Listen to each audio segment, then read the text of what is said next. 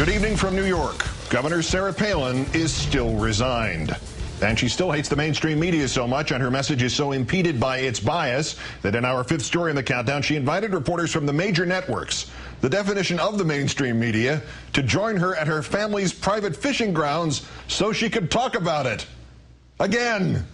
Television correspondents lined up on the shores of Alaska's Bristol Bay Lake like afternoon air traffic at LAX to interview the soon-to-be former governor of Alaska in waders, trying to explain again her decision to bail out of the governorship more than a year before her term was to expire. Her first attempt Friday not having gone so well. The governor making it seem in an interview with our own Andrea Mitchell that her decision to leave office by the end of the month had been predetermined on the day John McCain selected her as his running mate. That would be more than 10 months ago. I knew that I wasn't going to run for re-election. I knew that everything changed on August 29th in politics in Alaska. That's the day that I was tapped to run for Vice President of the United States. Things changed, and it was quite obvious that nothing would ever be the same for our administration.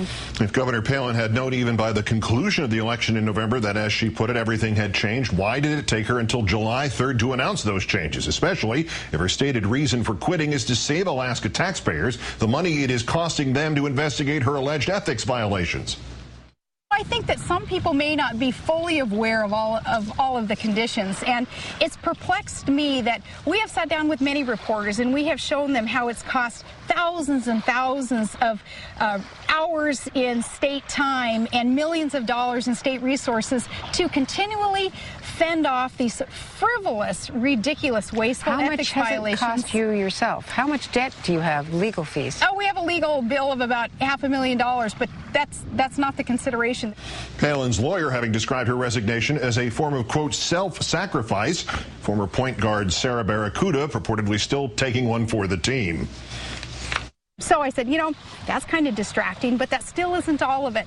What is all of it is knowing I wasn't going to run for re-election. So Alaskans, being perfectly honest with them, not wanting to play that political game that most politicians do, and that's they kind of pretend like they don't know if they want to run again. Well, I knew I wasn't going to run again, so I'm going to be honest with Alaskans and say one term was enough. You haven't finished the job, some would say. You're not listening to me as to why I wouldn't be able to finish that final year in office without it costing the state millions of dollars and countless hours of wasted time, We have true, worthy public causes. When faced with another question of Andrea Mitchell's that she did not like, the governor simply interrupting it, misunderstanding, possibly deliberately, claims that she has had trouble getting back to work after her run for vice president. Some people have said that you saw the bright lights from the national campaign and came back, and it was very hard to readjust to the nitty-gritty work of the nitty-gritty, like you mean the fish slime and the dirt under the fingernails and stuff that is me? The state capitol, the hard legislative slog. No, that's not. I am a fighter. I thrive on challenge.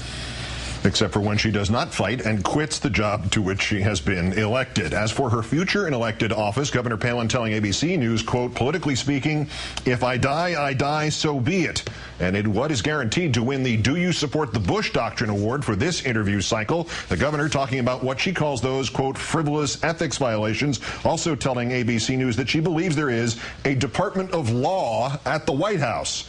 Quote, I think on a national level, your Department of Law there in the White House would look at some of the things that we've been charged with and automatically throw them out.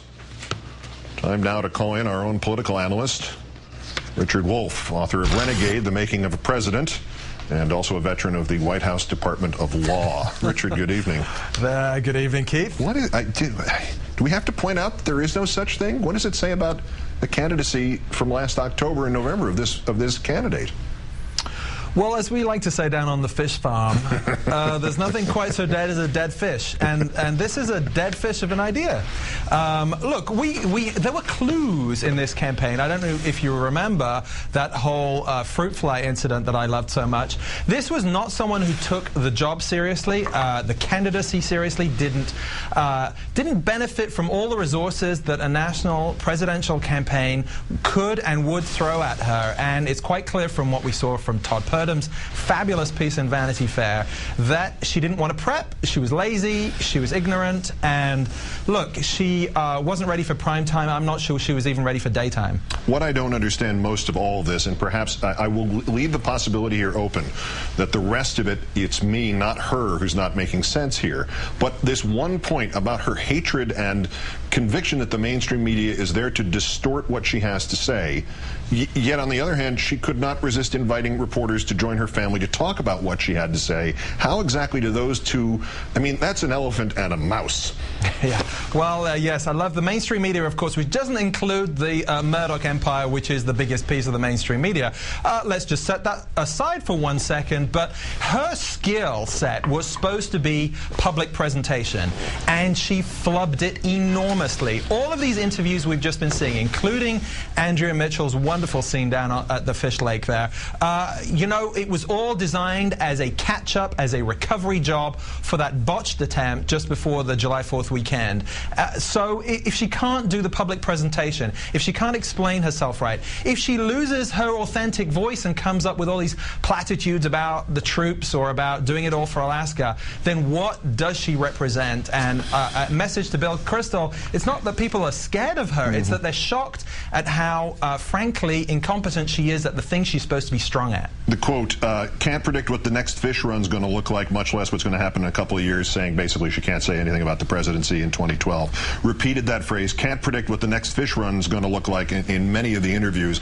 But the chairman of the GOP, of the RNC, rather, Michael Steele, actually said 2012 is off the table right now because of these investigations. And then a spokesperson clarified that, saying, Palin has said that everything is on the table. Steele takes no issue with that. Are the Republicans in such a spot right now that the RNC is actually trying to keep Governor Palin on the table here?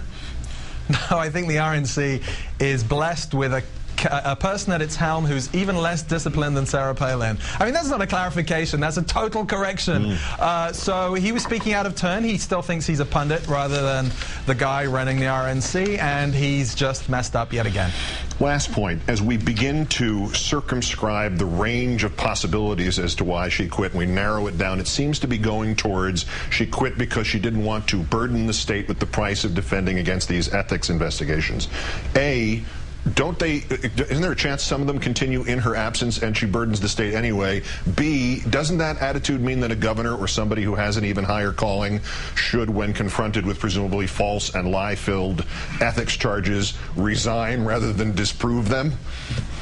Yes and yes. I mean, you can't get hounded out of office by frivolous complaints, otherwise there'd be nobody left in public office. That's not leadership. So, look, I still believe it comes down to money, no matter what she said about, oh, $500,000 is nothing.